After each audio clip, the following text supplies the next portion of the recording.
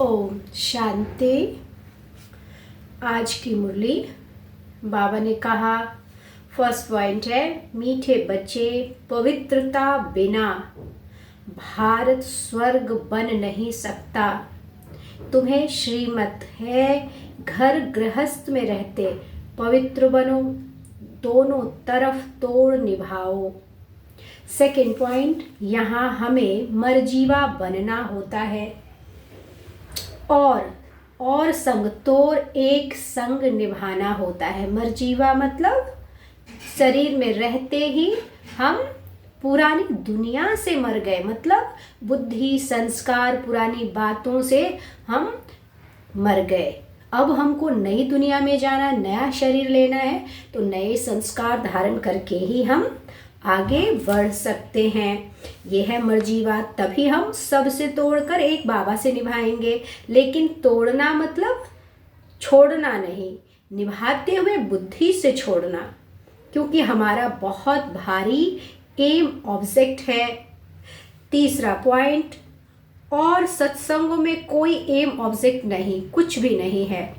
वहाँ घर आदि का हंगामा नहीं है। और सत्संग में क्या होता, घर के हंगामे से, हल्ला गुल्ला से, परेशानी से बचकर आती ही है आत्माएं सत्संग में थोड़ी देर की शांति के लिए। लेकिन हमारा ऐसा नहीं है। चौथा, घर में रहते हमें ज्ञान अमृत पीना और पिलाना है। बाबा का जो श्रीमत है वो है ज्ञान अमृत।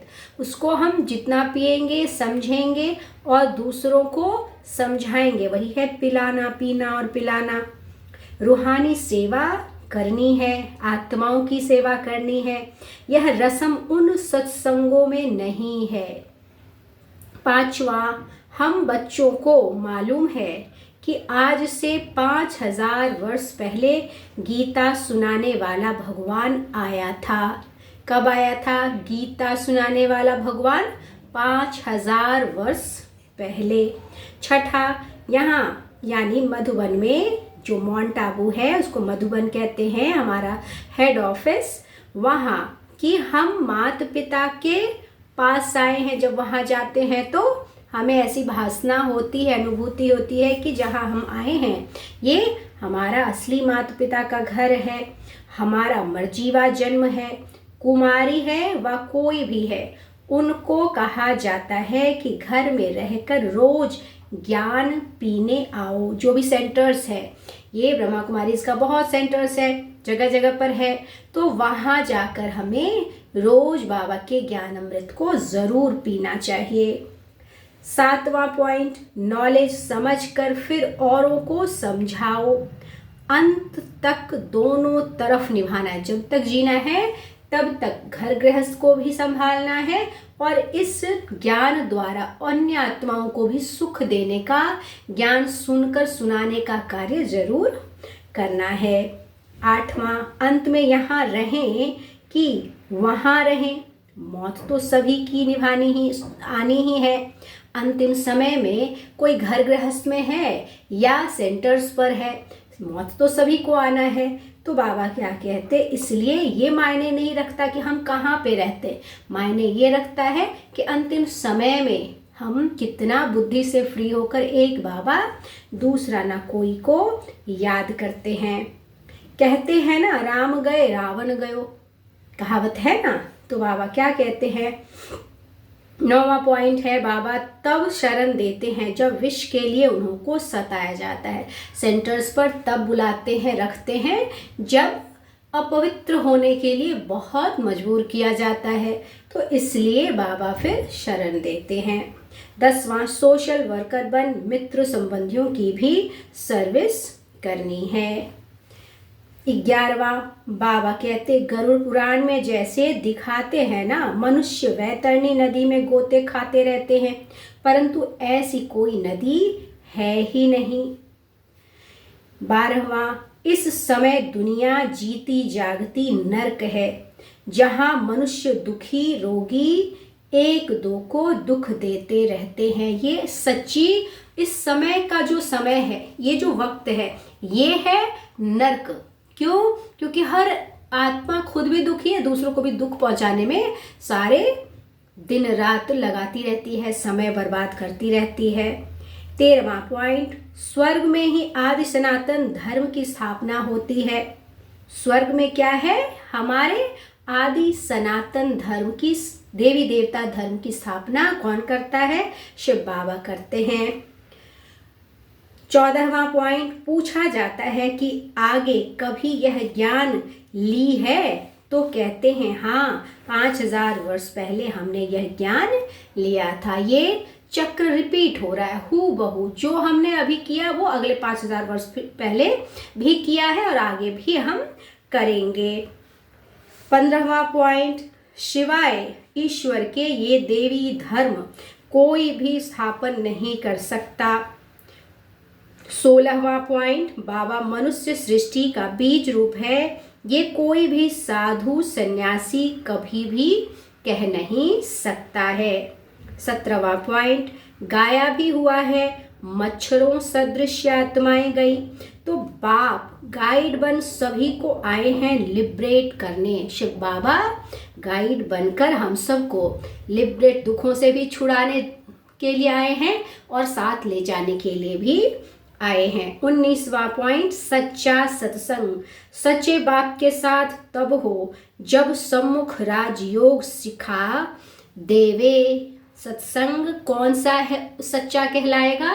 जो सम्मुख आकर हमें जीवन जीना सिखाता है, कर्म की गुह्य गति को समझाता है, कौन से कर्म सुकर्म है, कौन से कर्म विकर्म है, कौन से कर्म अकर्म है, ये बाबा ही आकर समझा सकता है, क्योंकि वो ज्ञान का सागर है, वो सृष्टि का रचयिता है, उसको आदि मध्य अंत का ज्ञान है। तो वो जब आता है तो अपना भी परिचय देता है और हमारा भी हमको परिचय देता है, क्योंकि हमको पता ही नहीं हमारा सच्चा परिचय क्या है। फिर 19वां पॉइंट है, इसी को सच्ची गीता पाठशाला कहा जाता है।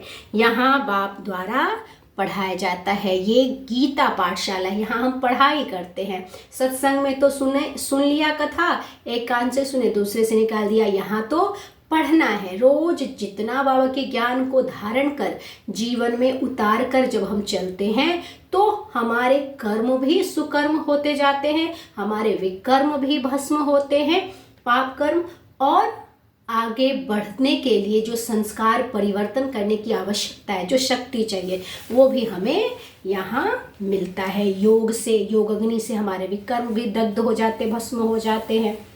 फिर है 20वां पॉइंट, भक्ति मार्ग में बहुत दुबन में फंसे हुए हैं।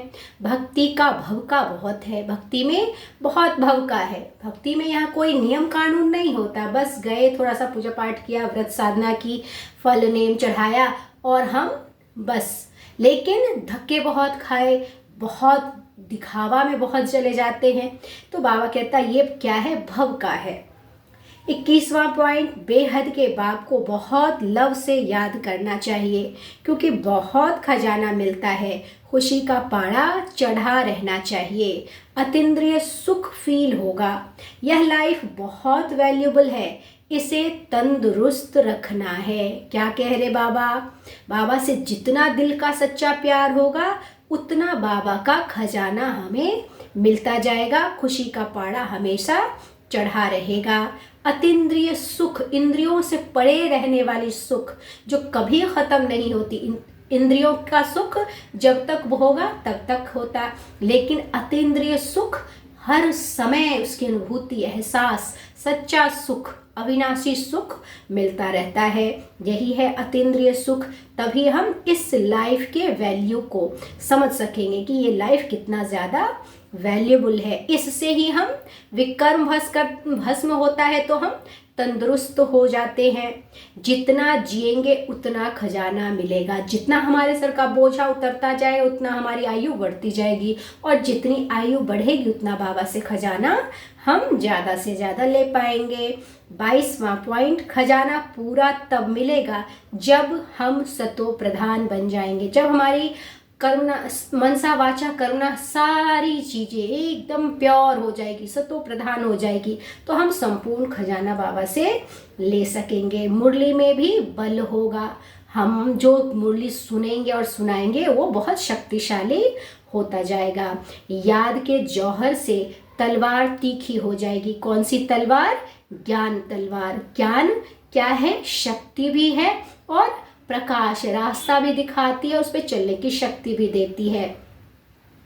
फिर 23वां पॉइंट, अपनी सर्व विशेषताओं को कार्य में लगाकर उनका विस्तार करने वाले, यानी सेवा की धरनी में डालेंगे तो फल स्वरूप अर्थात सिद्धि स्वरूप का अनुभव करेंगे।